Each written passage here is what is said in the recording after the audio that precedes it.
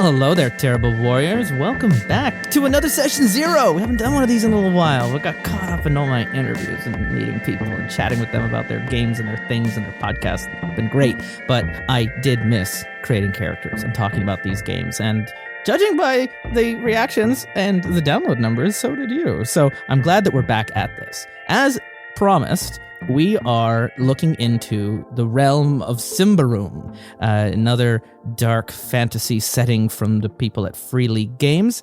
If you'd like to know more about Symbaroum, before we get into it, I interviewed the creator of Symbaroum, or the co-creator of Symbaroum, Matthias Johnson Hake, a few weeks ago. Go back, listen to that episode, because we really break down the history of this game, the setup, the plot, what to expect with it. It's awesome.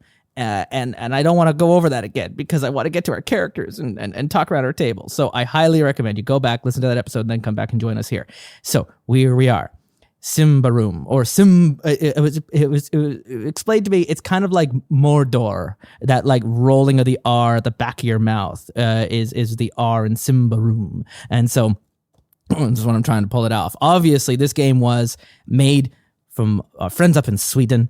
And it was, for years, only available in Swedish, and then translated to English, and it just continued to grow in popularity. It's a very interesting setting and game. After looking at it, after talking to Matthias, and then coming to the game, it's true. The mechanics, I feel, don't get in the way, but the world, the lore, I was underestimating what this world was going to be like, and I'm really looking forward to talking about it around my table, because, of course, it's a Session Zero, so I am not alone. I am joined by friends returning from afar and familiar voices. Of course, welcome back, Velvet Duke. It's good to have you. Thank you. It's good to be here. I am equally excited to get into this one. Yeah, it's been like a month since we did Nibiru, or more than that. So how have you been doing last few weeks? Have you been deprived of joining me on this podcast? It has been very difficult. I've been creating my own sound loops just to pretend that I'm talking to anyone. Got a little soundboard, Justin's phrases. Right. Well, hello there. I am not alone. Be good to each other. And you just keep pressing them. Yeah. Especially now, the be good to each other is very, very relevant. I know, right? And returning, you last heard him on our Spire campaign as our Vermissian sage, causing nothing but mayhem and chaos in his wake. It's really good to have you back, Sean Horbachuk. Hello. Hello. It is so good to be back. I have missed this so much. Oh, yeah. Well, now that I know just how much you've missed it, I'm going to bug you every single week, and you're not going to go anywhere. I think you're going to be joining us, too, in April for our first attempt at an actual play recording in over a year. And I'm really nervous about that. And I don't want to give more details because I'm afraid of cursing it. It's never going to happen. But what could possibly go wrong? Everything. Look, it took us 20 minutes just to get connected for a 3-person roundtable 1-hour episode because the friggin' virtual thing wouldn't connect all of our voices at the same time. But I digress. We are Justin. I do have to caution that the last time the three of us were around the table, it was the end of the world. We ended the world. We ended the world of Spire. So we recorded our 7th episode of Spire. I want to say like 3.5 weeks before it was the very end of February of 2020. So the world was already kind of shutting down, but it hadn't caught up to Canada just yet. And then like 2.5, 3 weeks later, everything stopped. We stopped. It all came to, and I had no idea your character in Spire, our the icon character that we had, who when you created that march onto the police station and then burnt it down to the ground, just how prescient that would be for the events of the rest of 2020. That was. Jeez Louise. That was fun. So, and listening back to those episodes and how much we were resisting wearing masks. And I had to put a disclaimer going like, listen, this was done. These are different kinds of masks in this game. These are about hiding identity and removing agency. And believe me, if there was an actual contagion in the Spire Tower, every drow would be wearing face coverings. It's just a use of language. Anyway, we're not talking about Spire. We're talking about Symbaroum. So session 0, we haven't done it in a while, so I'll remind you, is our little Terrible Warrior tabletop book club. We're not playing actual plays this season, although that might change in the next month. We are instead giving an examination on the character creation process, having a look at these games, seeing if they're fun to play, and how easy it is to make characters and how fun it is to make characters. This was a phase in the game that we usually skipped on Terrible Warriors in favor of getting right to the good stuff. And I feel like it's a bit of a disservice because sometimes the character creation phase is the good stuff. And in some games, it can be the best part or the only part you end up doing, especially if you can't get a group together and you've got all these books on your shelf and you just go through them making characters. It can be kind of a relaxing exercise to do on a weekend. And this is a game that I found to be very freeing in terms of making your characters, and that can be both daunting and wonderful. So we have each made our characters. We haven't shared them with each other, so there gets to be a bit of an excitement where we each get to meet them for the first time. And we're going to go one at a time and introduce you to the characters of our world of Symbaroum, and then we'll break it down and have a chat about what we liked about this game or what about this setting. So before we introduce our characters, let me tell you just my TLDR of Symbaroum. And believe me, I've barely scratched the surface. The starter kit is a wonderful place to start. I find the scope is nice and small, and that's where most of my knowledge is coming from. I have opened up the books and read through them enough to make my characters, but I mean, the core set, the player's guide, the advanced player's guide, and the game master's guide, it's a lot of reading to do, and there's a lot of stuff in there to remember. There is a lot of politics and characters and history and factions. So if you're a fan of Symbaroum, don't correct me on Twitter because I don't know what I'm talking about. But I do love the setting and I'm looking forward to learning more about it. So here's what I understand. And Velvet, Sean, correct me as I go if you want to fill in the gaps, because I'm sure we all picked up on little different things that we each were interested in. So Symbaroum, the namesake of the place, is actually an old kingdom that is long gone, and it's now ruins and covered by the forests of Davokar. I think it was. And Davokar? Davokar. I should have had my map open while I was doing this. Come on. So Davokar. And it is kind of the focus point of a lot of the adventurers and where expeditions happen, where danger comes out of, and darkness and corruption. And there's a lot of contested ideas about what Davokar is going to represent for the futures of all of these different groups of people. And the first ones are the Ambrians. The people of Ambria are human, and I don't know the exact details, but they basically wrecked everything, and their kingdom is gone. They played with powers they shouldn't have. They brought in darkness and blight and mystic arts and all this kinds of stuff. And there's been a bit of a religious reformation that has happened out of all of that. But the short of it is their kingdom is destroyed after war or destruction from magic, kind of a climate change theme to it as well. And they've had to abandon their empire and head into their ancestral home, according to their records, where Symbaroum was from, which is now the Davokar Forest, and the areas around it. And they have moved in, both as kind of refugees and colonizers and settlers and invaders, and there's a lot of stuff going on here. We're going to learn no one's on the good side here. Everyone's right and everyone's wrong, and that's kind of the messiness of Symbaroum that is really appealing depending on where you go. So when they arrive in this area, there's already 13 barbarian tribes in there, and they've been there the whole time. It's possible that they are actually descended from the same source humans that the Ambrians are from, but again, we're talking millennia. They're now a completely different culture. And the first barbarian tribe bends the knee to the Ambrians, and the second barbarian tribe they introduce is just destroyed and wiped out by the Ambrians. So only 11 are left, and there's a rumor of a 12th beast clan that lives dark in the deepest sources of the Davokar forest. The barbarians live right in the edges of the Davokar forest, in like this a few miles from the forest line, in what's kind of known as Bright Davokar. This is a place where as long as they follow the taboos of the witches and their traditions, they believe that they'll be safe in this part of the forest. But you don't venture in too deep, and you don't bother going out of the forest because the Ambrians have kind of taken over all of that. So we've got these like demarcated areas. So barbarians and Ambrians are now living not in a state of war, but in this uneasy standoff where things are going to fall apart soon.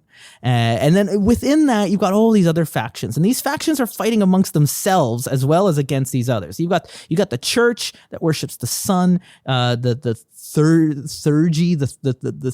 Thurgy, Parias, or things like that. You've got mystics, and you've got the like a magic order that are all about studying magic and doing like treating magic like science. Think to Dragon Age, the way magic is kind of seen as like this scientific study, and that can be seen as heretical by the church. And so they do a lot of expeditions and explorations trying to learn the histories of Symbaroum and learn like the secrets of the mystic arts and all of that. And then you've got the witches and the barbarians who do their own kind of like older natural magic.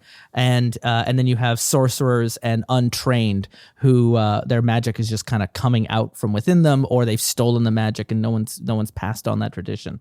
And everyone who's using magic is taking on a bit of corruption whenever you use magic. And this corruption plays out in the form of your shadow. It's like an aura that other magic users can have abilities to detect and see. And so this has created, witch hunters and rangers and bounty hunters that try to stop people from corrupting magic. Because if your corruption gets too far, you turn into a blight, and you just turn into an abomination and a full-on monster. And in the game, you become a non-player character. When that happens, there is no coming back once you go over that threshold. There's a number of stopping points along that way in terms of stigmas that we'll take on. We'll talk about that in a bit. But that's kind of a fun thing that happens here, is people who use magic have the potential to basically turn into demonic, horrible abominations. Then there's also elves, and the elves live in the Davokar forest, and they play a little bit like the way the elves are in the Witcher series, in that you don't really see a lot of their society or their cities. You just see them when an arrow goes through your neck and then they're gone. They have what they believe is the Iron Pact. Thousands and thousands of years ago, they made a deal with the humans who left Symbaroum that they would take stewardship of the Davokar forest, and humans would never step foot in the forest again. And it was sealed with like 1,000 iron rings or something like that. And now that humans are back and they're going to the forest, the elves are like, excuse me, we still have a deal here, and we have not given up these lands. And it's a kill on sight, or depending on the elf, they play pranks on you, and they're like tricksters if you meet the spring elves, and they're assassins if you meet the summer elves. And they're out keeping an eye on the forest. And are they preventing the humans from getting in, or are they stopping the evil in the forest from getting out? Because something happened all those years ago when the darkness was like unhooked. Is the forest itself like a big cork holding the darkness and the corruption at bay, and the elves are the only thing kind of holding that seal in place, or is something else going on? These are mysteries that the game sets up at the beginning that are not revealed in the books that I have, but Matthias in our interview does say that those answers do get resolved further on if you buy the expansion books and work your way through the adventures. So maybe I'm going to end up doing that one day. So it gives you an idea of what's going on here. This is a bit of, as he said, Princess Mononoke meets Game of Thrones. There's some nature stories and stories of corruption and darkness, with lots of powerful factions and families. Because even within the Ambrian people, there's the queen who's in charge of everything. And then she has the ability to assign princes. And then they have duchies and dukes. And then it works all the way down to mayors. And they're all part of these infighting power squabbles to get more control over the areas. And then the barbarians have their own politics and their chieftains and their histories and traditions. And it's really intriguing. Now, to make things simple, and I know I've been talking for a while because I'm doing a whole lot of setup because I want these characters to make sense when we talk to them, is the starter kit takes that huge scope and it just focuses on the edge of the Davokar forest and a place called Thistlehold, a human Ambrian town, some barbarian areas, but you are playing as, in the starter kit, people who have taken on an expeditionary role. You have an explorer's pass, you've paid for your license, and you are going into the forest, either to find ruins or treasure or hunting like a wanted witch or wizard who is using powers and bringing in corruption against the recommendations of the bodies in power. And either way, you're a professional who is taking jobs that take you into the forest. So the starter kit is all about that part of the game. And while the core book goes way around the whole kingdom, again, this is not a game that deals with an entire world, really just like a country, like part, just a quarter of a continent. And so it feels very contained, and we're all kind of stuck in this valley together. The starter kit focuses just on the borderlands of that forest. So for most of our narrative that we're going to talk about today, while we're taking the rules from the core book to create our characters, the story, at least the lore that I'm aware of, is what I've read in depth more from the starter kit.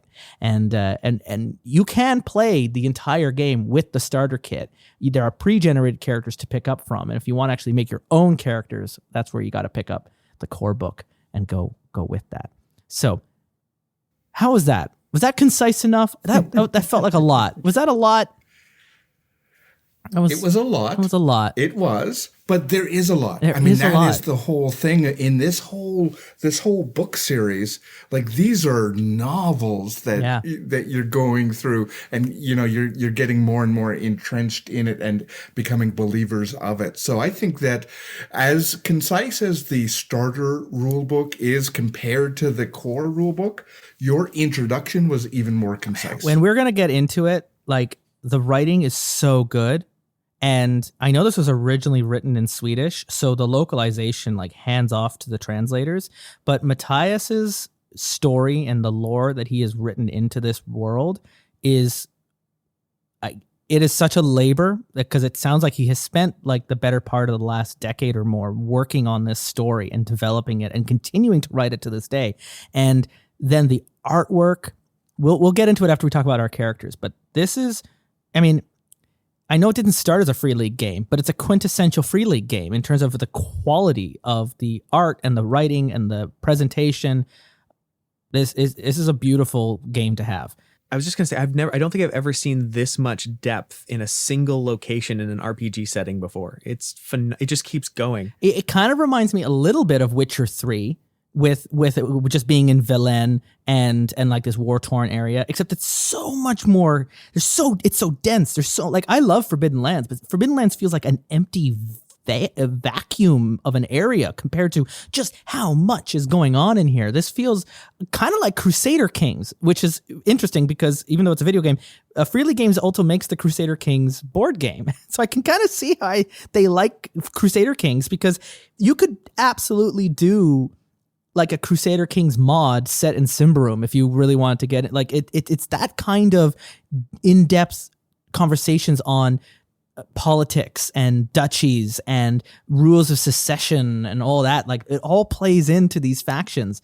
And I see other games that get into it, and like, this, it's so fully realized, and there's so much detail. No matter where you look on the map, if you want to zoom in, there's a lot of stuff to read about in that one place. And it's really cool. It's really cool. This is not a setting where, if you're a GM who likes making your own worlds, that I wouldn't recommend this, because the strength of this game is the lore that's been written around it. If you're going to play Symbaroum in Symbaroum. Don't, fill in your own adventures and obviously make your own, characters and mysteries, but like also fit it into the world that's been written.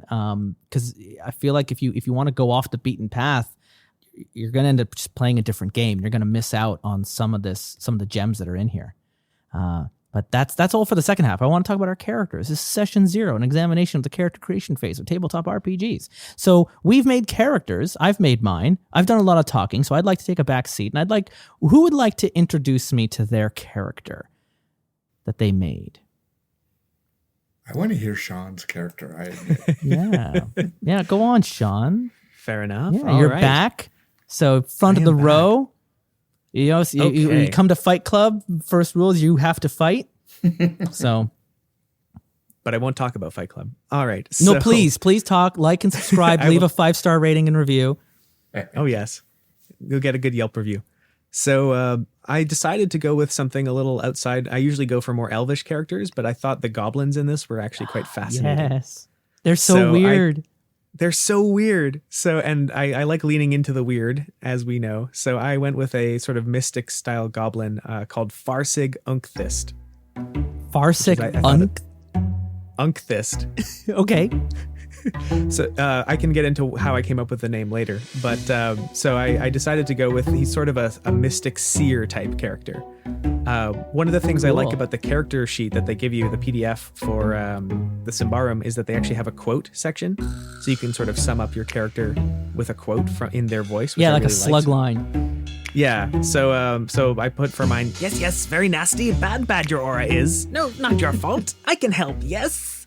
I love goblins. Every game I play as a GM, I want to have goblin characters because they're just so fun to talk with. Because they're so fun. They're all their like, speech is hilarious. They're kind of like that character on Jabba's barge, who's just like, but Salacious Crumb. Yeah, they're kind of like that, but bigger and schemier. You know, kind of playing like Ferengis from Star Trek, and they're just like, yes. I just recently was running a game of Dungeons and Dragons. Tangent, sorry. Of playing a character. He only speaks in like business buzzwords, like customer first excellence, service guaranteed, 1-day delivery or your money back. And he speaks common, but he only speaks the common phrases that he picked up from merchants. And that's so good. So it's just whatever common he learned running around markets. And other than that, he speaks like goblin. But when he wants to speak to someone in common, he only knows like, coupon? Which could be relevant. Quid pro quo. That's phenomenal. So yeah, part of what attracted me to goblins in this setting was that they're slightly different from other goblin settings in that they're not the bad guys inherently. So my character is actually from, I think it's called, where is it? I have it open here.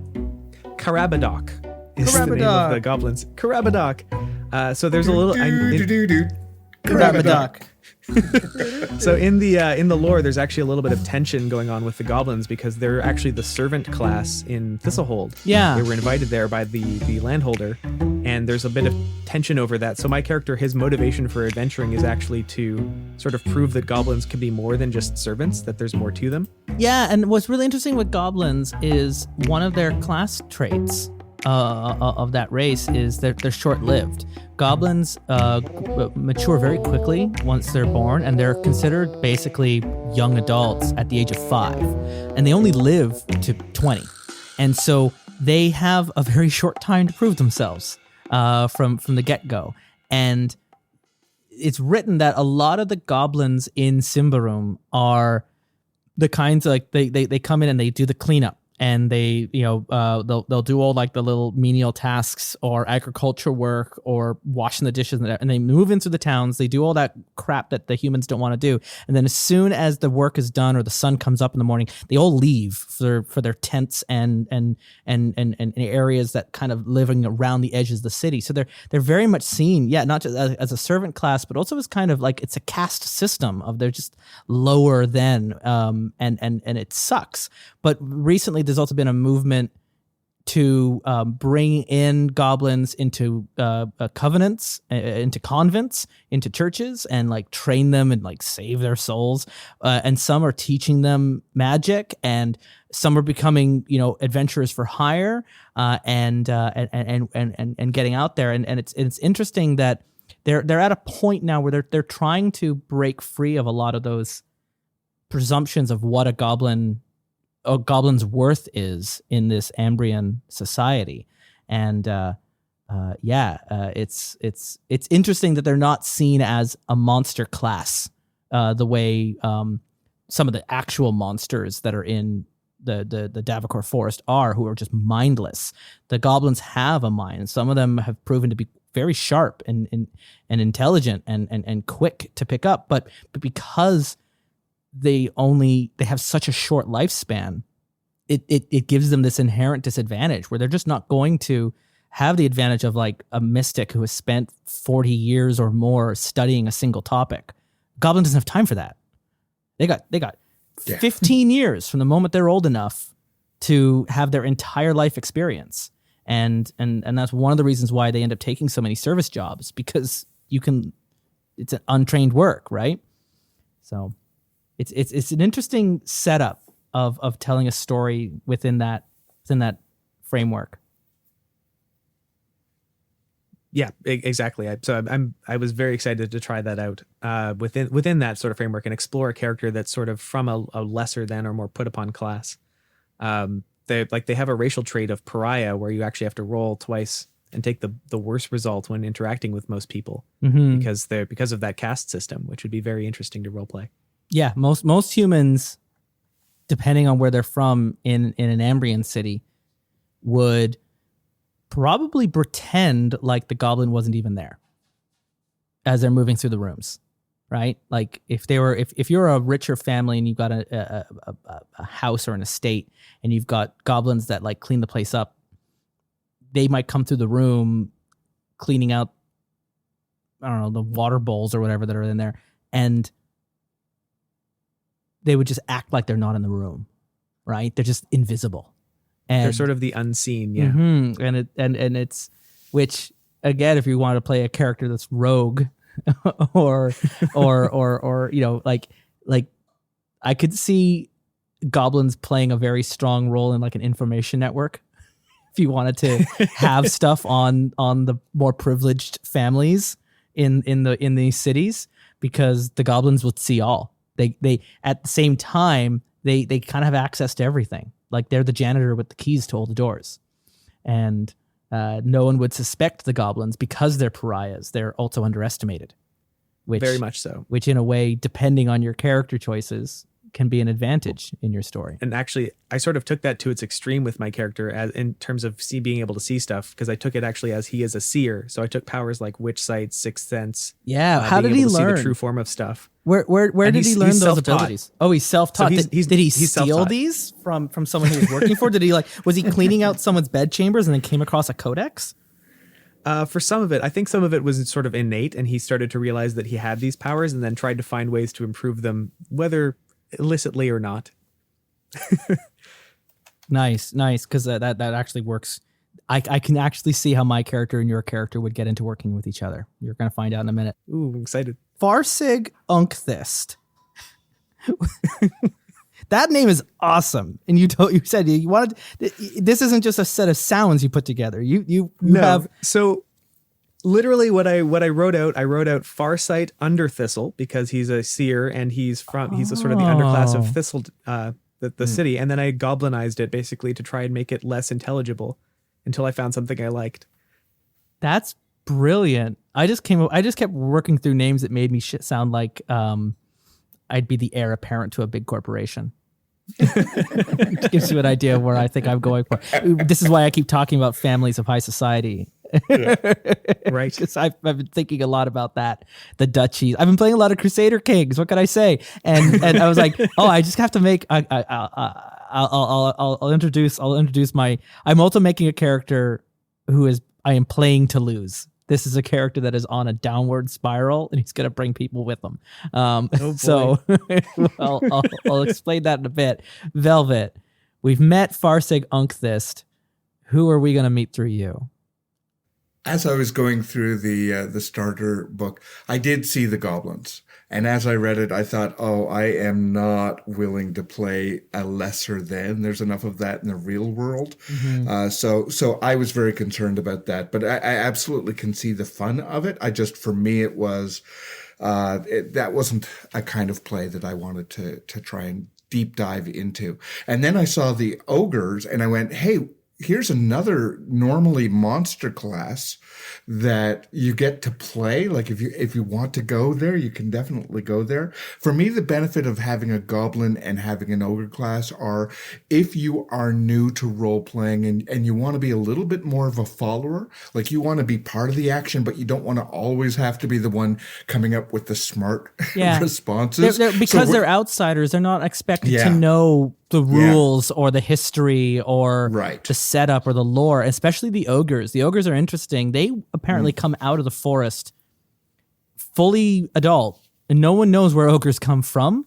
Yeah. Or how they multiply or what happens. They just show up every now and then fully ogre. And unlike the goblins who are short-lived, the ogres are long-lived. They can live for centuries. But when they come out of the forest, the first time they're encountered, they don't know anything. They don't know where they are. They don't know who they are. They don't know what they are. And so usually whoever finds a new ogre gets to conscript them, be like, great, well, you're my bag boy now, or you're going to work for this barracks and you're going to help load the trebuchets, or you're going to be part of this goblin team and you're going to help protect the goblins and you're going to be like our bodyguard for generations. Because if you're a little goblin family and you have an ogre that like your grandfather found 80 years ago, or I guess great-great-great-grandfather found 80 years ago. I mean, this ogre could protect your family for multiple generations of goblins. And and some of them have grown to become scholars and have been taught mystic arts and have been brought into different, because some wizards and some priests, they take like an academic curiosity to both goblins and ogres to be like, ogres live for 300 years. So what kind of rituals could we teach them in a way that a human wouldn't have enough time to study that, even though an ogre might is perceived by others to not learn as fast as humans and goblins might. But yeah, they have where the goblins have the short-lived trait, the ogres start with the long-lived trait. So they can be more patient because they got time on their hands. And so they don't, according to the book, at least the humans perceive, the ogres don't mind being those laborers because they could spend 100 years helping to build a wall. It's satisfying work, and even when it's done, they still have 2 quarters of their life still to go. After they've done that. So I like that they existed. I thought that's great. And then I saw that there were elves mentioned, and I typically avoid the elves unless you're a Vulcan in Star Trek. I avoid elves as a race, but I thought, you know what, I want to stretch myself, and so I saw that there was changeling as one of the choices, so that's where I went. I thought I am going to be one of these elven creatures who also have the long-lived trait as a given race trait, and then shapeshifter if you choose. And I thought, okay, well, I know what it is that I start with a premise. So I know that I want to be somebody who is in this human goblin ogre world, that I live there, but I have some other purpose. I'm an outsider, but I can blend in. And so then I went, oh, okay, I'm going to write the character goal. So here is the backstory / goal.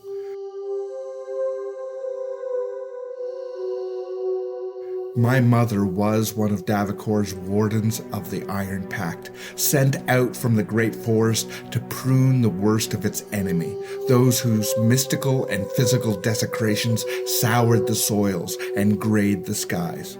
She raised me with a stern love, training me in the dual duty of protecting myself and who I am as an elf, and restoring our once home. Now she's dead a year, and my abilities aren't yet mine to control, leaving most people in Thistlehold scared of me, and me of myself. So I took that, and my character's name is Gerundin.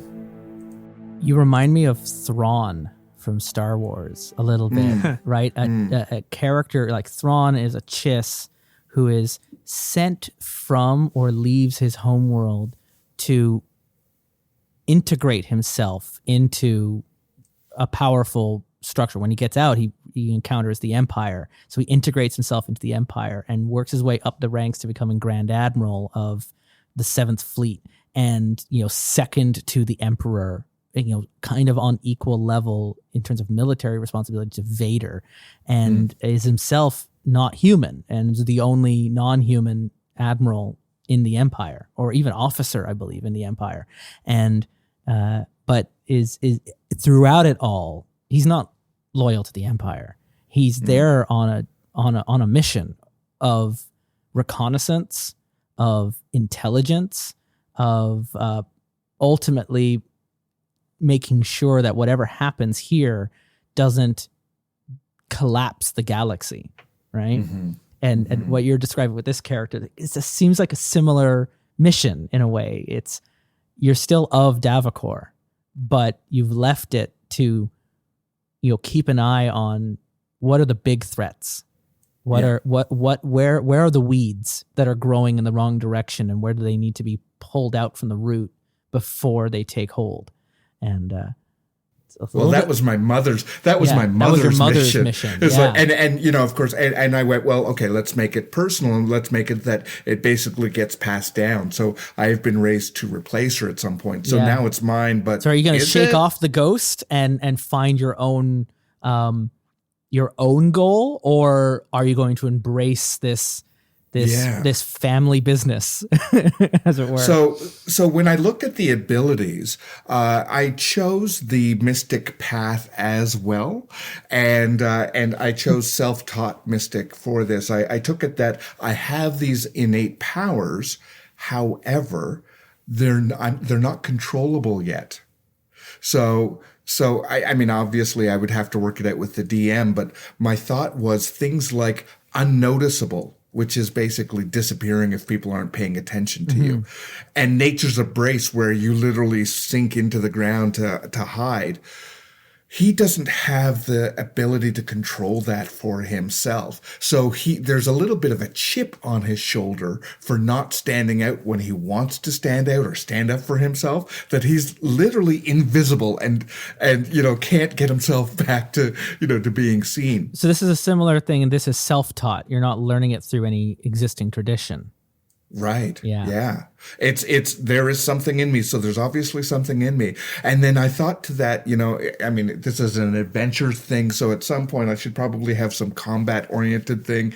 So I added in that while I'm in that controlled state, that's the only thing that powers me up at this point to be able to use the Revenant Strike. So it's, this kind of corrupting power that you have access to, to do damage and eventually create undead once you get control of it. So I tried to go with the idea, like he has the witch sight. He does have a ritual for nature's lullaby, to be able to be in part of Davokar without disturbing the abomination that are there. And as a result of these uncontrollable powers that he has, his shadow it was ruby red, but there's this obsidian streak running through it. Ooh. I just love that. We'll explain a little bit here. The shadow is in the world of Symbaroum. There's this corruption that's happening whenever anyone uses mystical powers, regardless of their tradition. There's always a risk of corruption, and it's a number that you're tracking on your character sheet. If your corruption reaches half of your resolute stat, rounded up, you take on a stigma, a physical thing that people can see if they get close to you, to see that you're rotting now. Think like Princess Mononoke, the main character who leaves his town after being attacked by the boar. He gets this scar on his arm that's kind of like black and boiling and bubbling and growing. That would be a stigma in Symbaroum. And he can wrap it up and he can hide it. But if you get close, you're eventually going to see the blackness coming down his veins, and it's slowly poisoning him. If your corruption ever equals your resolute stat, you become an abomination, a blight. You become an NPC and there's no going back. So there are rituals to help purge the corruption or cleanse the corruption before you get that far. But if you go over, there's a point of no return. And so throughout the story, especially if you're playing with mystic arts, especially if you're self-taught, every time you use a spell or a ritual, you have to roll a d4 and add temporary corruption to your stat and potentially bring on stigmas. And if you are learning rituals without a mentor or a tradition to help do it in a safe way, you will always take permanent corruption for every new ritual or mystic power that you learn. If you don't have a mentor or a master who can help guide it in a way that can avoid that corruption from happening. And every single tradition in Symbaroum, whether it be through the religious church or the wizards or the sorcerers or the witches, they all have a different idea of what corruption is and how it can be handled. The wizards have spells that allow them to take the corruption from their own body and put them into crystals, right? And put them on a shelf. And if those crystals ever break, all that corruption comes rushing back into their body with terrible effects. But they see corruption as kind of a rot on a fruit that you can cut away. Whereas the church would see corruption as, well, you're just not good enough at your spells. You've sinned. You're not worthy, and so you need to be able. If you're doing mystical work in a way that's bringing on corruption, then you're not doing it properly. And so for them, corruption is avoided at all costs. For the witches in the woods, the elves or the barbarians, they see corruption as a natural product of nature, a way of nature fighting back and defending itself from human exploiting this resource, this like part of reality that we're not supposed to toy with. So if you use magic, you need to do it in such a respectful way, honoring where it's coming from, these ancient understandings of spells, so that the corruption is redirected either to your target or absorbed back into nature and never taken on yourself. And if you're self-taught, you don't have any defense against corruption. It just hits you. And the game warns you, like, hey, if you want to go self-taught, like apparently all three of us are doing, you are playing characters that are going to, somewhere down your story arc, you're going to have to confront the corruption. You cannot avoid it. It will just continue to fill up your sponge until it either destroys your character or, so that becomes part of your story. So you're indicating to the GM that this is going to be a main story point at some point where it's going to have to come to either a resolution or the end of your character. And absolutely. Yeah. So it's really interesting. All three of us tapped into in very different ways that we've all decided to become self-taught. And so the other side of that is the shadow. Shadow is something part of character creation that you get to decide, but it's an aura or an indicator that some other mystical users can use powers. There's witch sight, clairvoyance. There's something called holy smoke that allows you to see or indicate the state of someone's shadow. And the game says, like, characters that come from more natural backgrounds or histories, their shadows will be red and green and brown. And civilized society characters that come from cities and more artificial environments, they'll have more metallic colors, silver, bronze, gold. And as they take on corruption, right, an abomination character or a blighted character, their shadow is black, just pitch black. So as your character gets corrupted over time, your shadow is going to change. So the silver shadow might become chipped.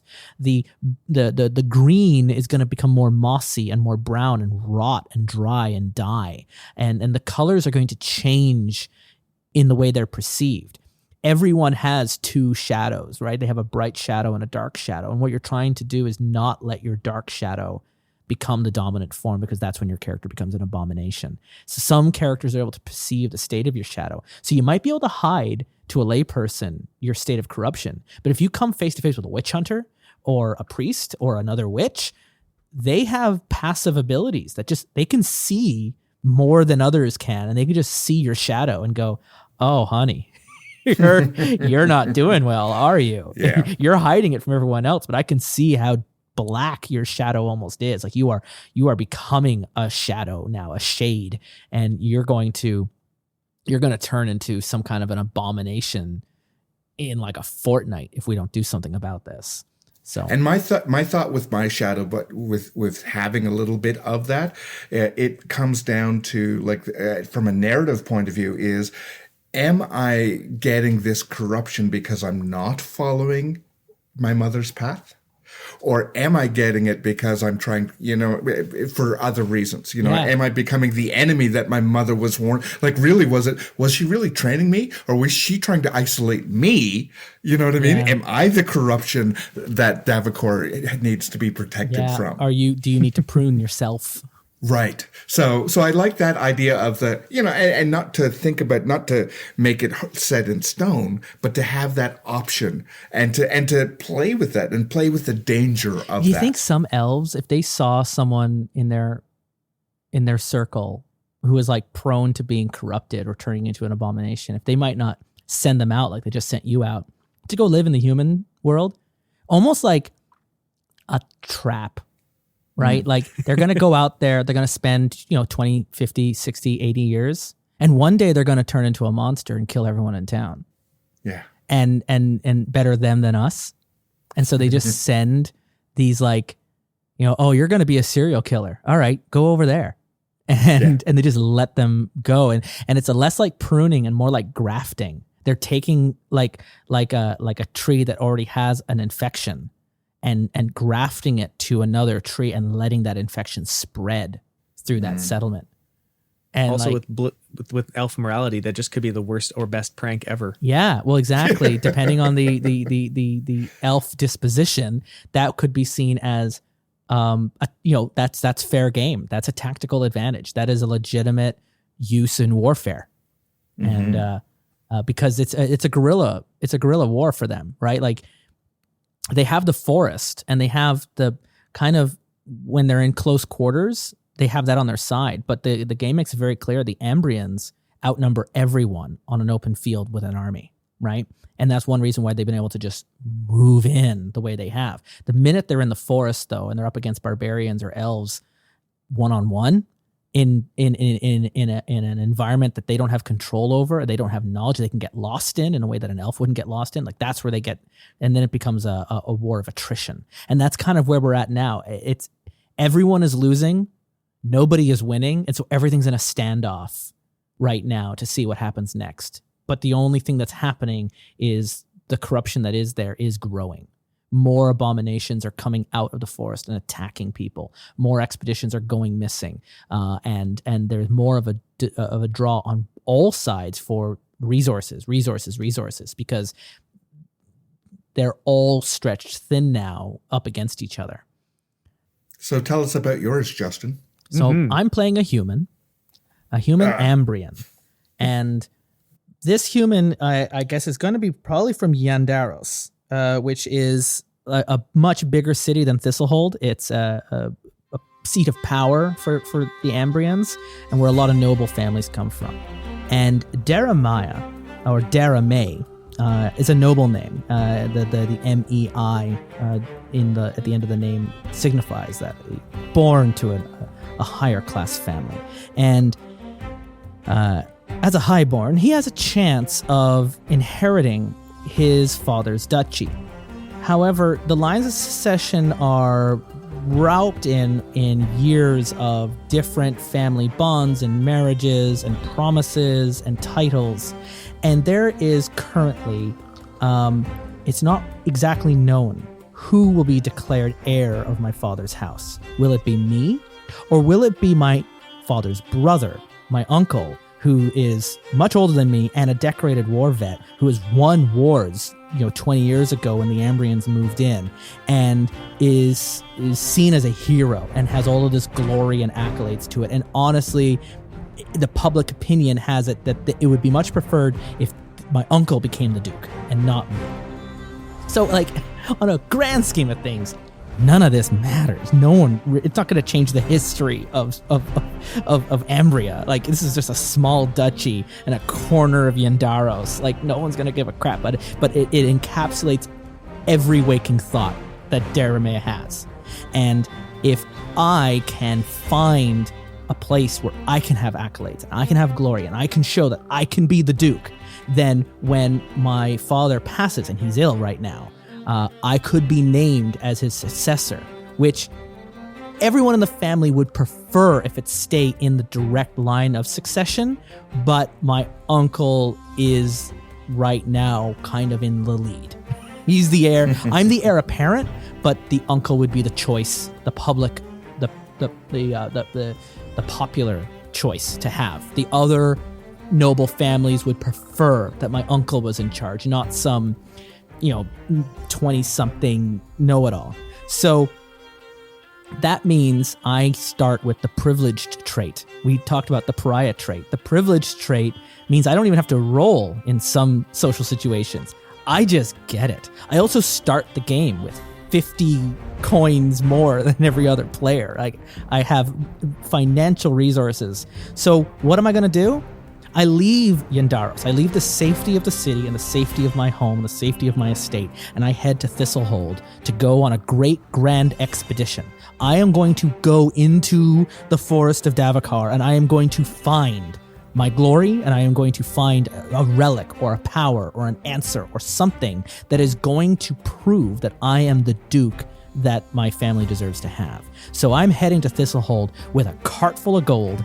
And basically, if you remember Shackleton's classified ads, looking for brave men, survival not guaranteed, right? That's what I'm doing. So I'm probably hiring the two of you as part of my team to go into the forest. And I have such great high opinions about myself and my ideas because I also have the tactician trait. I'm an adept at the tactician. I have in my possession the books of the histories of my uncle's victories on the battlefield, and I know military strategy. And because in Ambrian society, military strategy and scholarly knowledge is seen as a boon. It's something that every, especially a noble like myself, is expected to know. So we're supposed to know all these histories and know these strategies. And so I am a tactician. I'm very good at war games because that's all I've ever done. I've never actually had hard lived experience. It's all just been theoretical. The thing is, I gave myself 5 accuracy, 7 strong, 9 vigilant, right? But when I use tactician, I can use cunning instead of quick. My cunning is 15, even though my quick is 10. When I use my feint ability, which is a novice ability, I can attack with discreet instead of strong, and my discreet is 13. So even though I've got a bastard sword, I also have a stiletto, and that stiletto I can get under the armor.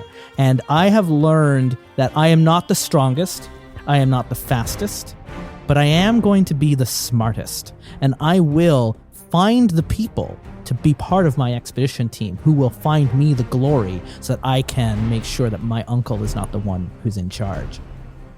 But I also have 1 point of corruption because right before I left, I decided not to go full-on duelist rogue, and I love the idea that there is no classes in Symbaroum. You can really just make your own character. There's a number of archetypes that you can follow and fill in the blanks, but you can swap in and out whatever you want. Right before I left Yandaros, I snuck into my court magician's study. We have a scholarly mage that was my tutor, my teacher. That's where I got most of my books from. But there were books I was not supposed to read, not without training, not without knowledge, not without oversight. And I stole one of them. I stole a codex. And I took that with me. It's going to help me on this expedition. Don't know what it's going to do yet. And it's got more stuff in there. But I've already learned one ability. And so I've already taken on 1 point of corruption, but I could spend time with this book and I could take on more points of corruption. I can learn more. There's a really interesting ritual in there about forming a sanctuary wall. The one I took was possess. I didn't know what I was picking at first, but when I used it the first time, I left my body and I inhabited the body of someone else in town. And I was walking around as them, no longer as a noble prince who's recognized everywhere he goes in Yandaros, but as a complete anonymous nobody. And it was addictive. And I don't do anything that would be seen as illegal. I don't cause them to, any non-consent. I just have them go to the market and buy some food and sometimes go to the baths and buy some food and go to taverns and bars and dance and drink in ways that I as a highborn would never have the ability to do and to witness. And now arriving in Thistlehold, I have this power that I can use. I put myself into a nice little safe place up in my room, and I can, as long as I have a piece of hair or blood or clothing or something from that person, I can take over them and walk around for as long as neither of us get disturbed. The only thing I can't do is compel them to commit suicide. Everything else, their principles get thrown out the window. So how far am I going to push that envelope now? Where am I going to go with? And that I know that plays into themes of consent, so that's something where we would want to have safety tools at the table. We want to talk in advance about agency, about lines and veils and things like that, like what as a table group would we be comfortable with. But this is an indication with this power, that I could use this. And certainly it's something where, I'm a coward, and if I'm going to go into the Davokar Forest and my expedition doesn't want to go further in, I'm going to take over your body and walk in deeper. Right. So I don't have to. It's funny you say coward, because originally when I came up with the powers, that was it. It's that like the being unnoticeable and nature's embrace are all about hiding. Mm-hmm. And it's not that I think I'm a coward, but the reality is that's why it's uncontrolled, is I haven't acknowledged how much fear drives me. Yeah. So I started with a lot more money than everyone else, so I spent all of that, and so I have chainmail that I could put on if I feel like I'm going to be up to it. But I also have very expensive woven silk that allows for me to be flexible, shows off my station. Obviously, when I go to Thistlehold, I want everyone to see I mean business. I am going to be their next duke. I am going to be someone that people are going to look up to. So I have to, dress the part that I want to have.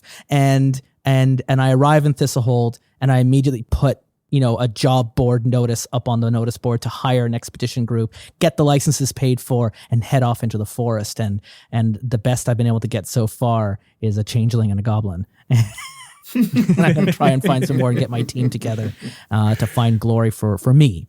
This is my glory that we're looking for, and you all work for me, and I'm paying for you. So you're all going to help me out with this. And trust, when I am Duke, you will all be my officers and lieutenants, and you will drink plenty from my cup when that day comes, right?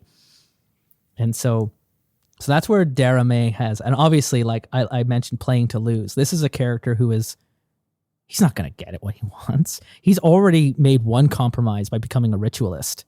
He's not doing magic powers. Rituals are different from mystic powers in that they require time. They can't just be fired off like a spell. But every single time I do a ritual, I take on points of corruption. I already have one permanent point of corruption, and I only need 6 to pick on a stigma. My resolute is only 11. So I don't have long to go if I want to keep using these powers. And this is I've got a big bastard sword that I can also use. It's got the precise quality, so I can use my tactician ability, cunning instead of quick, and I can use my feint ability, discreet instead of attack when I'm using precise weapons. But like, this is a family sword. I don't really know how to use it. I'm playing more as a, that shitty prince who comes into town who's just going to order everyone around to their deaths, right? Everything I'm proposing is a suicide mission. And so my shadow is definitely chipped silver. It was silver of my birth, the silver spoon in my mouth.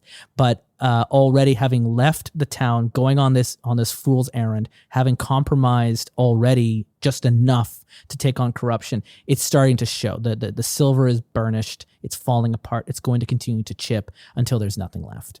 And if my character isn't saved, they will become an abomination in like 4 sessions. So it's what that does is it gives a lot of the other players at the table an opportunity to, as I continue to do this, it introduces some drama, it introduces some tension, and also, as we meet characters, maybe some of them want to, try and save me, right? And stop me from going down that way. Maybe teach me or steal the codex or destroy it so I can't learn any more rituals.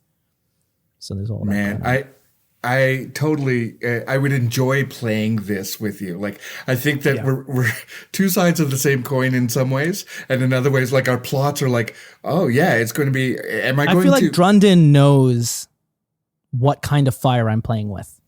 Yeah, and Daramei does not know. like for him, it's power, it's glory, it's a higher station. It's proving to his dying father, I can be your heir apparent. You need to name me as your successor. You can't just let it go to the noble houses to basically vote on it. Like, it can't go to that. And So there's a panic in that I need to prove myself, and I need to prove myself now. And my uncle has 50 years of experience ahead of me, and he's got such an advantage because he had a war that he could go to, and he had the battlefield that he could prove himself on, and I don't. That's not happening right now.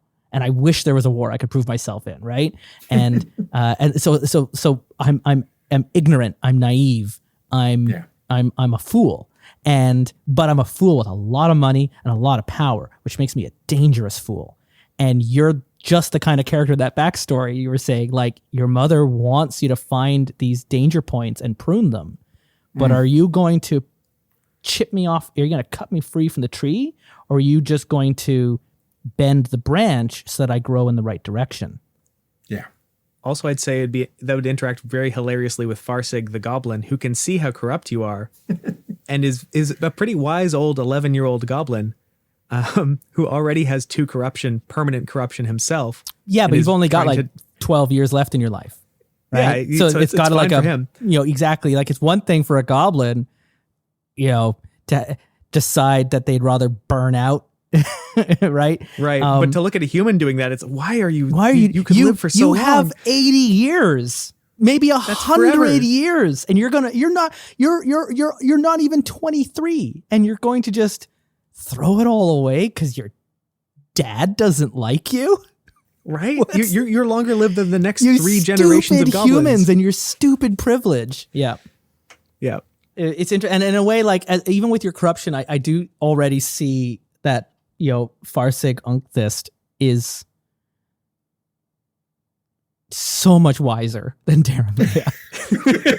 So like what you're doing, what it's going to cost you, and you're willing to pay that price, but it's eyes wide open the whole way. Yeah. Whereas Daramei is just, their eyes are on the prize, that even if he becomes Duke, like even if he wins, it's going to be like Conker's Bad Fur Day. He's going to hate it. He's going to be sitting on that chair going like, it cost me everything and I don't even like this job. Right? Like, yeah.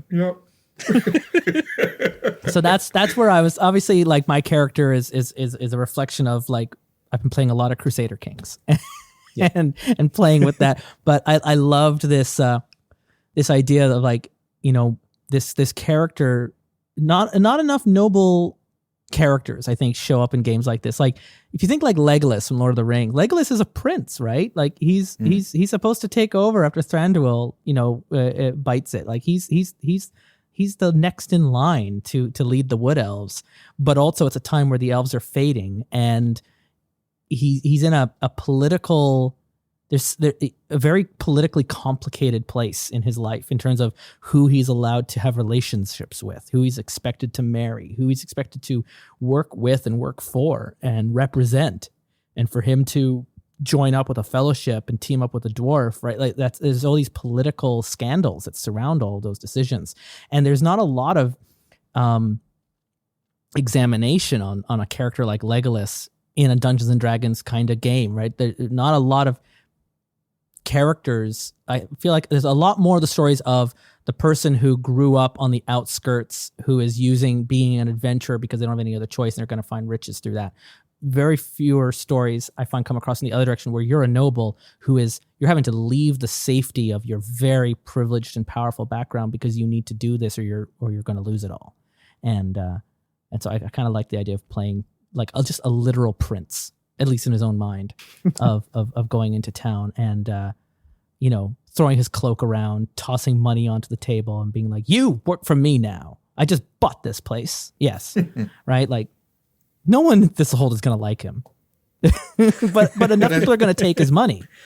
Yeah. As a player, I think that you're doing it wisely. Like I have seen that kind of stereotype of I have all the protections because I have this rank and power and name, and you would be choosing to play it of I know at the end of the day that's it. Like he's screwed himself. I've given myself so many ways to lose this or to the first time he comes into touch with a ranger who's like, you don't have your papers signed properly, and he tries to be like, don't you know who I am? I'm the son of Duke Daramei the First, and like and I start giving out, I don't care if you're the Queen of Ambria. If you don't have your licenses filled out, I have to bring you in and you have to pay a fine, right? Yeah. But then when he meets the sheriff or this commander, it's someone in high society who might be a lord in Thistletown or Thistlehold. That person, now finally, someone I can talk to who can understand. Be like, somebody understands. So sorry, I don't need your father's attention coming down on this town. Just make sure you have your license. Like it can get all the way up there. I'm going to get pulled in by the beat cop, but once I meet the commissioner, right, I'm going to be let free. At least Daramei is convinced of that, right? Like playing the trust fund kid through this whole story. I feel like the three of us, the trio, I feel like we're all like to each other. We're kind of both the city mouse and the country mouse at the same time, giving each other like wisdom that like we just were not built to think that way. It's like, oh, right. That's how you're supposed to act. Got it. And also helping each other get into trouble and eventually, being comrades and getting out of trouble too. Maybe if we survive ourselves. Yeah, right. Yeah, I enjoy that we somehow managed to create foils for each other's characters without talking to each other at all about this. Yeah, that's kind of, it's like a blind taste test. Like a lot of session zeros are done better if you can make your characters together as a group. But I do like the idea of meeting our characters together because it also becomes a bit of a, what parts of the book when we're reading it independently did we zero in on? And everyone's going to have a slightly different impression of Symbaroum because there is so much to focus in on that your mind is only going to focus in on a couple of things. Like obviously I was like, ooh, tell me more about the Ambrians and their political superstructure. Whereas others were like goblins, right? So, so tell me here, why don't we leave our characters behind? Let's talk about Symbaroum. Having looked through what you've looked through and the mechanics of it, I do like that the GM never rolls the dice. At ever in the game. It plays, all the rules are player facing. So attack and defense, every single roll, there's a formula that you follow where the player is rolling in response to everything in the narrative. And the GM, there's no secret dice rolls behind a GM screen. There's no fudging of that. It's them adjudicating and telling a story and narrating through it and then presenting a challenge, either socially or investigation or combat, to the players at the table. And then they get to propose how they want to react to those events, which is interesting. It's a bit like Powered by the Apocalypse in that way. Like the GM never rolls the dice. And I like games like that. As a GM, that allows me to focus on the story and on the narrative and not have to get bogged down in how does grapple rules work again. I can let the player be familiar with their powers and their abilities, and they've got the rules right in front of them in terms of like what type, what the effect is, what dice that they can roll into it, and they can be responsible for that, and I can just be responsible for the expedition that they're on and presenting the challenges as they win and lose them.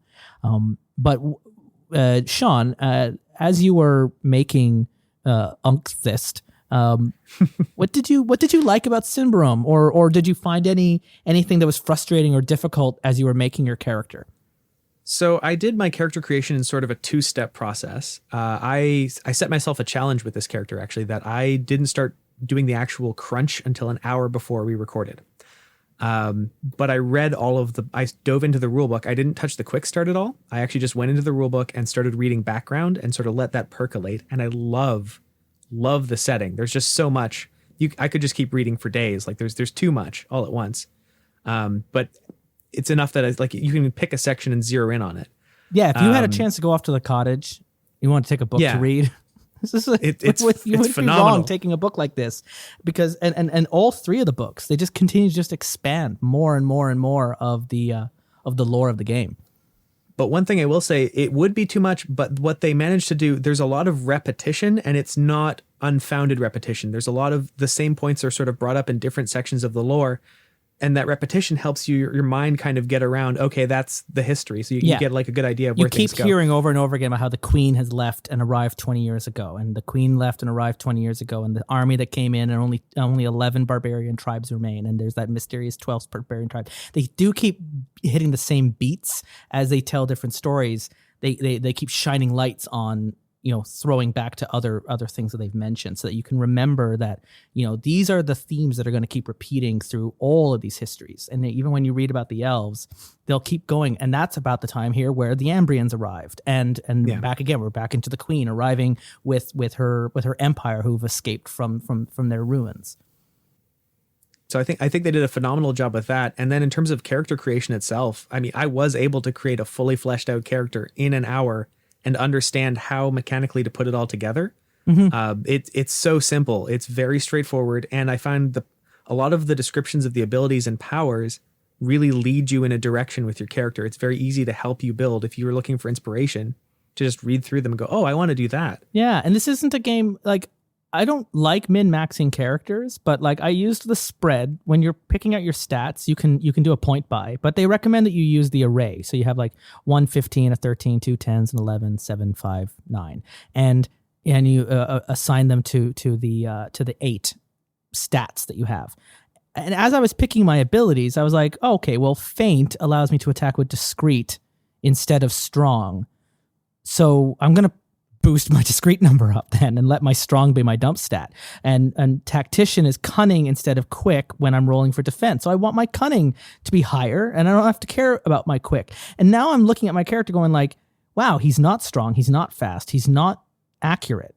He's just a cunning, persuasive, discreet jackass who's using his abilities and his training to compensate for his like lack of physical presence, right? He doesn't look like his uncle, who probably looks like a tank, just like several tree trunks strapped together.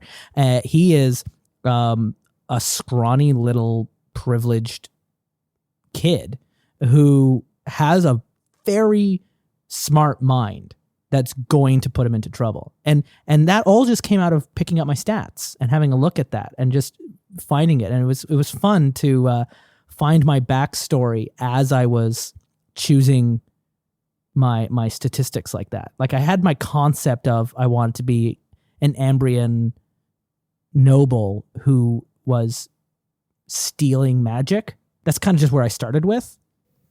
And then it evolved from there. And it was, for me, same deal. I made my character in less than 60 minutes. And that was with a lot of page flipping. There are archetypes that are built into the game that you can just pick.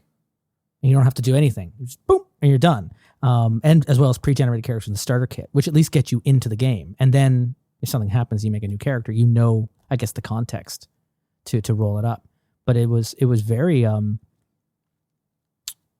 kind. Yeah, I was gonna say I'm surprised at how straightforward it was, because I also did a lot of page flipping. Like I went to the powers, and then went back to the stats, and then sort of like went back and forth. Even in the armor section, it was like, here's like medium armor, heavy armor, and you read through the heavy armor. It's like most nobles get by with chainmail, and chainmail is a medium armor, and so even as it's giving descriptions, it's also kind of subversively writing in the descriptions some advice on like, this is what you need, and this will get you by, and this will work, and this is what you have if you're rich, and this is what you have if you're not rich, and even in character creation, it says, like, if you have the feint ability, which allows you to attack with discreet with a short or precise weapon, you get to start with a short or precise weapon. You're not going to start a game without the weapon that your ability is assigned with, because that would suck. So it bakes in that your character will already have the equipment they need in order to be able to use their abilities, at least at the start of the game. And maybe something happens and they lose their equipment. But if you have like the ritualist ability like I do, then you have a codex, at least with that one ritual on it that you can refer to.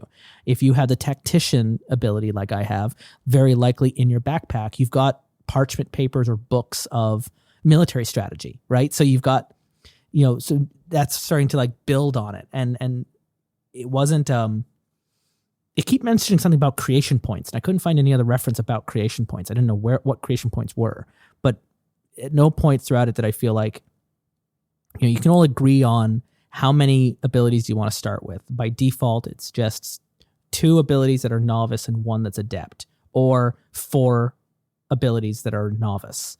But if you want to start characters that are less skilled, you can change those rules at the group table, like homebrew. Or if you want to be more advanced, you'll start with more skills at the start, and you have a little bit more experience behind you.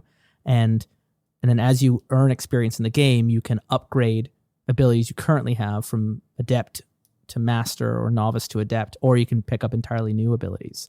And I just found it to be very, very straightforward. It was very, for a world where the history and the lore is so dense and so detailed and so thought out. It was nice to see that the character creation doesn't take a back seat, but doesn't get in the way of the setting either. Velvet, So- what did you think? I had the exact opposite. I'm glad you two found it so easy. I initially found it very, very overwhelming to be able to get into character creation. And that was partially because, like many other games, or unlike other games, there wasn't that quick start of here are the things you need to know right now to start. I did like that the mechanics don't get in the way of the play, but to know like how do you like to find that chart of what the attributes are and how to distribute, that was in the middle of the book. To find how many skill abilities you start with, the middle of the book. And so I was confronted with this wall of text, which is very lush, very interesting, but it wasn't helping me to initially start. So what I ended up having to do was to go to the pre-made sources that the character sheets that they had, and on them they have, okay, on page 88 is this section, on page 89 is this, and so I was able to piece it together a little bit, and then once I started, I was able to then follow the flow of the book, and I was okay. I found it so hard initially because to me, you're in right. my mind, It's page 75 before you even get to how to create a character. And then in there, it breaks it down a little bit. Like here are the archetypes for more detail, page 82. Here are the attributes for more details, page 100. Here's the race for more details, page 102. Abilities, page 112. And it doesn't get into it in that chapter. It just gives you like the Cole's notes. Yeah. And then you have to flip to the different pages to find out more. And then there's also the pages of archetypes, which they're not pre-generated, but they have pre-selected. Here are 3 abilities that are typical choices for a witch hunter. and so that's how I went. It was like I was getting a little bit frustrated trying to find the things, understanding that's how it's been put together. So I had to change to fit that. So I was able to do so. I then went, oh, you know what? I know that I'm going to be doing mystic stuff, so I'm going to take the idea of 1 ritual and an ability, and then 2 mystic abilities. So I'm like, okay, that at least gives me something that I can start to fill it in and connect the dots for myself to this concept that I have. I like what you said about your attributes. I went with the exact numbers that they lay out of the, basically 1 of each, 2 of the 10s. And then after I built everything else, I went, wait a second. So I'm building this character to not stand out on purpose. And so I'm going to drop my strength and I'm going to drop my accuracy. I'm going to pump something else up as a result of that. So I have not gone with the averages that they have, but I also felt like I'm not doing this because it gives me any skill benefit. I'm doing it based on what I think. If this character were in front of me right now, do I feel that they would be super persuasive? Nope. A little bit better than average because they still have to have something to survive. Like they have some way that they are still on this planet. So that's how I looked at it from there. So there was initially just purely from a generating something so I can get into playing with this. I was very frustrated. But then once I did, I'm like, oh, tell me more about the rituals and how they work and how you engage in the world in this way. Oh, these abilities? Tell me. Like, I got into reading the descriptions and thinking the combinations. And even the shadow, even though there wasn't a lot of information about how shadow work happens, the fact that you have it, I was like, I want to know more, and I recognize it's going to be this group discussion, and maybe like it's frustrating that it's not right there in the book. It's presumed that there will be more conversations about shadows in supplemental material, right? And it's talked about more in the actual mystical powers that deal with examining shadows. But like assigning a shadow to your character in character creation is just pick it out. And now what can happen is the GM through gameplay might a witch might use their witch sight on you and have a look at your shadow, and you've got silver written down, but then the witch goes, well, that's what you thought your shadow was last time you checked. That's not what it is anymore. And the GM will tell you what your shadow now looks like. And that can be a sense of doom, right? I had I had to process the frustration. Yeah. I was able to do that and move on. And then once I did, then I was able to catch up to where you were both at of the actual character generation past the flipping. Didn't take me a long time, and I'm happy with what I was able to come up with. And I did like that there was a starter kit of this is a huge world. There's a lot to it. And this isn't even all the world. Just of the stuff that we have access to, there's a lot. So let's take out a portion of this and let's use the view of we're going to go on adventures. Well, we already built out this whole thing of adventures. Oh, and you want a little bit of hierarchy? Okay, we got a little bit of that. Symbaroum is a very difficult elevator pitch, whereas the starter kit is a much easier pitch. Treasure hunting in a cursed forest. That's it. All right, cool. Yeah. Like I get it now. Whereas Symbaroum, the full core game, has like a 10-minute preamble. And it's got a little bit more going on. Whereas if you start with treasure hunting in a cursed forest, then you can be like, okay, so we're in this place, we're doing the forest. What's the deal with the forest? What's the deal with the people around it? What's the deal with the barbarians or the Ambrians? And then you can start zooming out slowly, taking these characters and introducing them to the world around them once you get to the core book. I highly recommend, if you have been listening to us talking about Symbaroum and you're also not sure if you want to dive into a big, heavy, dense, lore-filled, crunchy game, get the starter kit. It's way cheaper. It's way quicker to read. And like me, if you read the starter kit first and then read the core book, you're going to know what the hell they're talking about a lot faster than you're going to be if you start with the core book. 'Cause the core book is... the first 70 pages are just history and background. And then you get into the character creation. The character creation is pretty fast and glosses over a lot of the heavier details that are really more for advanced players and for the GM. Like, it's just trying to get you going quickly. And I can understand the choices they made, but also if you're a very detail-oriented person, you might find that quite frustrating. Be like, no, I need to know more about attributes, or I need to know more about what this shadow thing is, or what are you talking about? Creation points here with mystic powers. What do you mean I can just pick anything? I just get 3 ability. Like, it can feel a little bit like that's 1, too good to be true, and 2, what am I missing? Yes. And it turned out I wasn't missing anything. It actually just was simple. But the starter kit, at least it was parsed a little bit more. It's phrased differently. It's organized differently, so that I guess you understand the mechanics. You're introduced to them in different order. And so by the time I made it to the core book, I understood the languages that they were using a little bit faster, a little bit more easier. So, which is, I guess that makes it a really good starter kit, doesn't it? That's what it's supposed to do. And the starter kit also has rules for the GM to generate more adventures and more stories. So if you don't want to go beyond treasure hunting in the Dark Forest, you don't have to. You can just keep playing with those characters for as much as you want. You're just not going to have the rules laid out on how to create your own characters, and a lot more of the rituals and mystic powers. You're only going to have like 4 spells that are in the starter kit versus like the 25 that are included in the core book. So it gets you going. But then the core book lets you like go out into the ocean and go on a cruise. So that I agree with everything you just said, Justin, and that would be my recommendation: is start in the starter kit. And as overwhelming as it was for you, Velvet.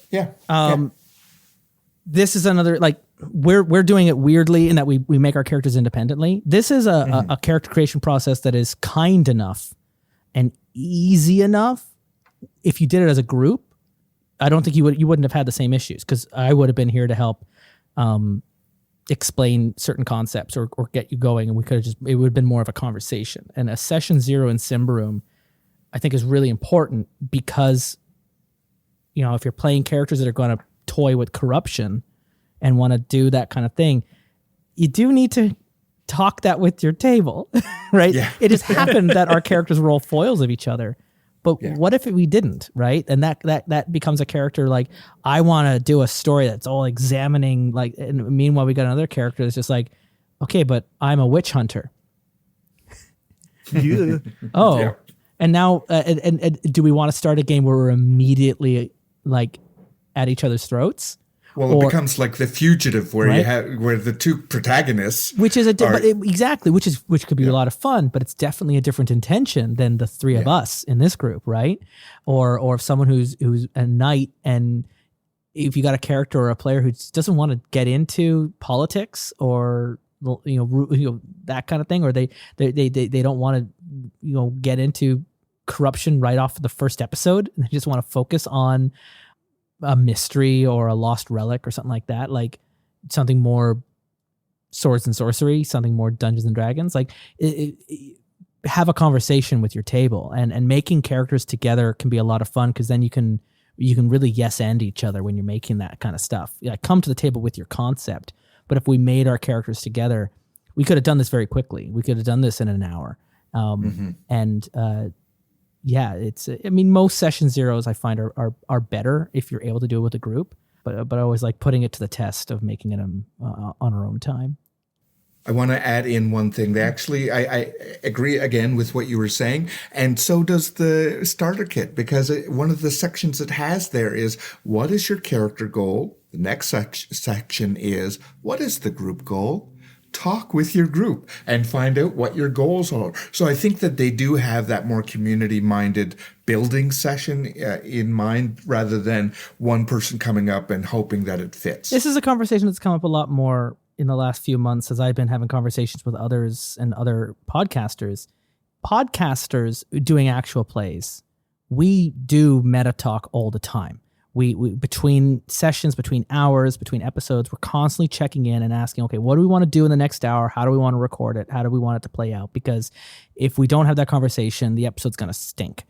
But do that all the time at your game group, right? It doesn't have to, not just at a podcast. Like, meta talk is an invaluable tool to have. And there's a lot of groups out there that ban meta talking or breaking the fourth wall and talking about what are we doing, what do we want to do in this scene, and because I don't know, it's got this impression of cheating in some way, but that can be really powerful because it allows us all to know, oh, I want my character to get right up to the edge and become an abomination, but I don't actually want Daramei to die.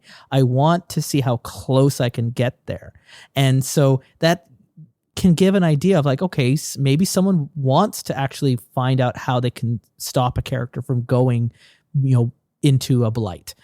And so like, talk about your goals, talk about your group goals, and talk about what also, like, as a play group, what you want to do in today's game and play through together, and plan it out. You don't have to predetermine everything, but have that conversation of like, are you interested in doing an investigation, or do you want to fight things? Maybe you don't want to fight anything today. Okay, so today we're going to just walk around town and get to meet people. That can be a lot of fun, but it can also be boring as hell if that's not what you wanted to do. So have those conversations and have that meta conversation. In a world as full and rich as Symbaroum, you could definitely find yourself in a position where three different players want to do three very different things, and talking it out and communicating with each other can help align. Okay, well, I want to go into the forest. I don't want to go into the forest. What can we do then? Like, what is that the drama, or is or is there a compromise somewhere? I'd say it's like putting the the little blurb on the back of a novel when you go to pick a book up in the bookstore. If you don't have that blurb, You don't know what you're in for. You're just the synopsis blind. on the Netflix episode. I would agree on it. Yeah. On this week on Symbaroum. Yeah. In improv, I'm definitely trying to move at least my part of the community toward more consent informed, and I think having those content boundary checks, which I kind of partially picked up from what we were doing together in terms of the X and the other rules that we put in place. I think that it isn't cheating in any way to take care of the people who are at the table, and and because we're all there for fun. Like, this is not a PhD exercise. This is, I mean, some of the rule books read like that, but the intention is for us to have fun and be engaged and tell these stories and to have hey, you remember when about the session, not, worrying about, does this follow a textbook case? So having those kind of conversations and finding out what the needs are, if they're being met, if we've gone astray, if we need to rewind a little bit to get back to that spot. Well, exactly. Super and having important. lines and veils, it would be like, even just today, like, Sean, you made a character that was a goblin, and the goblin, as they're written in the book, Velvet, it brought up certain thoughts or themes that were just not appealing to you to make as a player character, but maybe also not appealing to examine in our game. So if we're going to have a goblin in our team, we need to also have a conversation of, do we want to talk about caste systems? Do we want to talk about a group that is viewed by the Ambrians, not necessarily by the barbarians, but by the Ambrians as like a lesser than people? Or do we want to just put that in a veil and say it's part of Symbaroum, but the camera's not going to focus on that, at least not this week. And we're going to focus on treasure hunting in a forest. And, it's part of the character's story, but it's not going to be the focus of our lens. And, that's where lines and veils can be really helpful, where it doesn't have to just be about, depictions of violence or sexual violence. It can also be like, I don't want to talk about themes of caste systems this week. I don't have the spoons for it. Yeah. And that's, that's absolutely legitimate. And it might be something where a player at the table is really into dealing with like demonic possessions and having this ritual skill that allows them to take over people's bodies. And someone else at the table is going to be like, okay, well, what's the line and veil or conversation here, or the X card about what we're going to do with agency and consent? Because obviously a skill like possess is dealing with consent. There's no way to avoid that. So what do we want to do with this? Should I change my ritual if that's going to be a line for someone? In that case, I just pick a different spell, and we just don't have possession in our story. That only happens if you open up the table to that conversation and make it welcoming. And like, lines and veils doesn't have to be done where you identify who you are. Like, you can write it down on pieces of paper, shuffle them up, and then present them as a master list to the table, so no one knows where they came from, right? And the GM writes a bunch of them down as well, so there's more than there are players at the table. And you shuffle it all up. Okay, here are all of our lines, and here are all of our veils. These are the things we're not going to do in the game. These are the things are going to be part of our world, but we're not going to focus on. And we don't have to out anyone at the table for having to write down, this is a thing I'm not comfortable with. Or this is a thing I just don't find enjoyable in my game this week, and then it's there, and then we can play our game knowing we're gonna have a great time, because we're not gonna. There's no worry about. I read this part in the book and I didn't like this particular detail of how this thing is handled.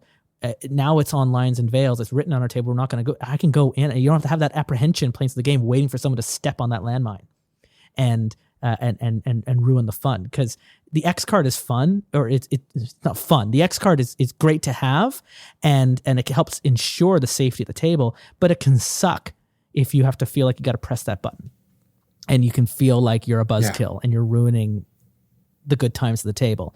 Where there's huge social pressure to not use it. Yeah, which is why it's really important, if you're going to have the X card at the table as a GM, X card yourself a bunch of times early on, just to break the ice, so that you can see how not a big deal it should be. That it should not be a big deal to use the X card. You should not feel like you're killing the fun, because your fun has already been ruined if you're thinking about using the X card. So you need to protect yourself, and that's what that's for. But Lines and Veils at least provides an opportunity to avoid even getting that far. We're not going to use the X card on animal cruelty, because we've already written it down as a line. It's not in our game. And if it happens, the GM will step in and say, that's crossing a line. We're not doing that. Rewind, do it again. And no one at the table needs to out themselves as being the one who wrote that detail down. And and we can all hold each other accountable. So yeah, another good reminder that can play out. And in a world like Symbaroum, obviously you could play it for laughs. My character, I think, is set up for some really hilariously terrible situations, but also it can be a very serious game that deals with very serious themes, and it can get rough, and that's where the safety mechanics really shine to make sure everyone's having a good time, because there's nothing wrong with anything that was presented in this book. I think it was written with a lot of sensitivity. It doesn't matter if someone reads that and goes like, I don't want to deal with changelings, because changelings historically have a very bad reputation with the autism community, and the way children are treated as being snatched away by elves and replaced with a child you don't recognize is a way that, like, before we knew what autism was, is how we treated children who, as they grew up, their personalities would appear to change and they would become different people. And well, that's not your child anymore. It's a changeling. So like the folklore of the changeling can be very uncomfortable if you have a character at your table who's on the spectrum.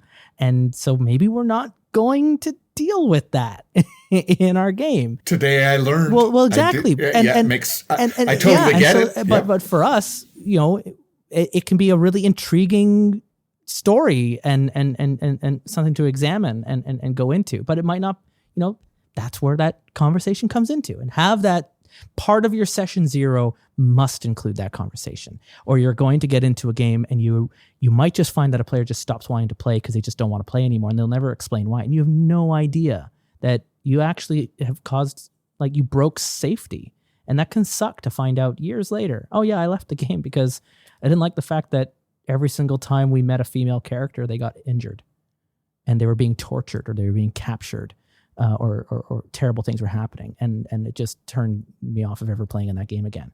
And then the rest of the group just kept playing for years, and they just never wondered why that person never came back. Because that can suck. There's another mechanism. I'm glad that we're having that conversation, and for me, this is that part of the conversation could be true of any of the games that we examine. I wanted to I know that we've been going for a bit, but I wanted to touch very quickly on another thing I saw. Overtime. Yeah, there's another thing that I saw that I went, that's cool. I haven't seen that before spelled out in that way, and that is, if for some reason your character is no longer, either they've become too corrupt or something else happens, the next character you bring in gets to take in all of the experience levels and stuff. It's a new character, but you don't have to start from 0 again. And I thought that, it's a kind of a way of having legacy. So theoretically, my character could be my mother's experience that now I'm filtering through, my lens of it. I like that. I like the idea that you could have these, that you can still stay attached to the world. You don't lose your progress in the story, even if you lose your character. And subtly, it allows you to take a little bit more of a risk with what you're doing, not being so precious with every single little thing. Not that I'm going to be, but I like that it's written in there of the, hey, it's going to happen. Don't worry about it. It's fine. This does seem like a game that, if you want to play it that way, it can be very deadly. Yeah. Very quickly. Yeah. And things can go wrong real fast. And like when your character loses their health, they go right into a saving throw. You roll a 1, you're back on your feet. You roll a 20, you are instantly dead. And then I think it's 1 through 9. You're going to stay stabilized. But if you roll an 11 to 19 3 times, you're also gone. Like, right. So you have like up to 3 rolls probably for someone else to save you, or your character's gone. And that can be really like, and then on top of that, you're also dealing, so you got your health, but then you got your corruption, and it's this like creeping number that's just going to keep rising and just going to make everything worse for you, especially if your character's like ours, who are just, we got to press the red button. And it's, that corruption thing is just going to, it's this sword that's always hanging over you. So this is a game where if you're playing a very long campaign, it's probably unlikely you're going to play one character through the entire story. At least with your group, someone at the group is going to die, and that can be cool, right? Like that's part of the fun of playing in a dark fantasy world like this. Is you want the stakes to feel heavy and have consequence. It reminds me a lot of Sunless Skies, if you've ever played any of the Fail Better games, where part of the fun is that your character can die in a horrible way very easily, and that story in and of itself is fascinating. Yeah. Final thoughts here on Symbaroum. You've made your characters.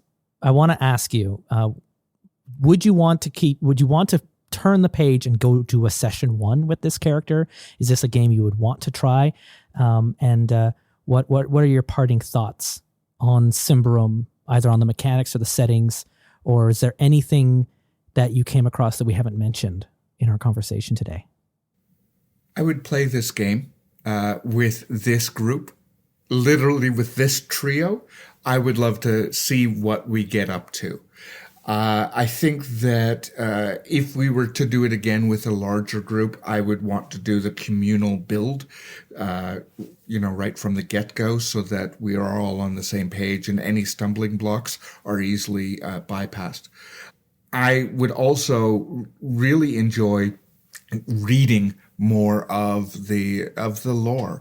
I spent most of my time in the character generation, so I was picking up little snippets that I thought I might need, but for the most part I was skimming it rather than enjoying it as a novel. Sean, what are your parting words? I would absolutely love to play this game. Same with Velvet, with this group. I think this game does need a very particular type of player, but I really enjoy it. And I think there's a lot of other characters. The mark of an RPG for me that I will like playing is that I want to make more than one character in it, that I have multiple ideas. And this one it's just screaming at me. There's 7 or 8 different characters I want to make. So this is a game I would like to play very, very much. Yeah, I feel the same way. Like I picked on one particular aspect. It was like, this is what I'd want to do, but also it meant ignoring all these other parts of the game as well that were just as interesting. And I realized if we were to play as a trio, if I were to end up running the game, Daramei would be just a wonderfully terrible NPC to have leading your group, because your NPCs are built exactly like the character sheets as a fully fledged character, and they use the exact same character sheets. So I would just use my Daramei as the NPC who has hired you all on this fool's quest, and you're all like at the back of the group going like, with all these other expedition, team members going like, we're all going to die on this trip though, right? So like, at what point do we cut our losses? And Justin, I think the conversation is more, since we're all expecting to die, if Daramei dies, yeah, that's just a terrible. We just can walk away with the money and we're okay. It's all in escrow though, so you'd need to also shapeshift and look like him to bring him back. Yeah. Hey, I can do that. Yeah. I know a guy. I did really like this world. I would love to pick up the adventure books, of which I believe the 5th one is on the way out, and there's going to be 6 in total that Matthias has written, and read more about this world and play through that campaign, because it does sound really cool, and I would love to find out more about what that looks like. And I love making these characters. I found it to be quite interesting, easy, and revealing too. You learn a little bit about the world as you're making these characters, and you learn a little bit about what's interesting to you. And I felt very free to make a character in this game. I liked that there was no class system in it, in that there's no like fighter or cleric or ranger. There's professions that like, this is how a character would be built if you wanted to be this profession, but you're free to mix and match as much as you want. And you can make a character that is very much min-maxed to a very particular set of skills, or someone who is just a hodgepodge of imbalanced things that immediately clash with each other and don't complement each other at all. And that both of those characters work, and it's totally up to you. So yeah, I would definitely return to Symbaroum. I would love to play an actual play recording of this game and see more about what happens to these characters as we go into the Dark Forest, and see what awaits us in that maze. Yeah. Yep. So that's where we're at. We did it. Another session 0 in the bag. Thank you as well to Free League. You all sent me a copy of Symbaroum. I didn't ask you to. I asked for an interview with the creator, and then you asked for my address. And I got the box set sent to me in the mail, and it's beautiful. So I really appreciate that, and for setting us up with that interview with Matthias Johnson-Hake. Go listen to that interview. It was really interesting to hear about the history of Symbaroum, and also the history of the game, the publisher that originally made it, the story that Matthias went through to get all the way back to then opening up his publishing company, merging with Free League Games, bringing this all into one. It deserves to be a documentary one day. It's really fun. So go back and listen to that episode if you haven't already, and let me know what you thought, because I'd love to do more of those Meet the Maker chats. That's a lot of a mouthful there. Thank you, Velvet and Sean, for joining me. Do you have anything you would like to plug that you're doing? You would like to send people off to? I know, Velvet, you've always got something going on. I do always have something going on. I've been leading a lot of workshops these days, but I still have my virtual shows. If you go to my website, thevelvetduke.com, you can find out for either stream that you want to join in on. Yeah, and go check out Velvet stuff. There's a link in the show notes as well where you can follow up with that. And Sean, I don't know if there's anything you can plug. I know you've just been doing some like VO work. Mostly just VO work, so I just say go visit Velvet's site. Yeah, go visit Velvet's site and go listen to all the Sean stuff that he did with us back on the Spire. His Vermissian Sage was a lot of fun, so go back and enjoy that if you haven't already. We'll be back next week with something, I don't know what. If you've got a game that you'd suggest for us to do a Session 0 examination, hey, let me know. I'd love to check it out. Right now I'm just going through my bookshelf.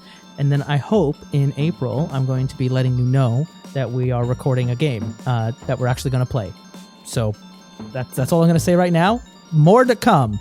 Until then, thank you for sitting through this episode with us. Thank you for exploring the dark, mysterious world of Symbaroum, and for getting to meet Gerundin, Farsig, and Daramei. And until we meet again and we're all rolling dice around the table once again and telling our stories and exploring these worlds, thank you for listening to The Terrible Warriors. Be good to each other. Bye. Bye. Bye.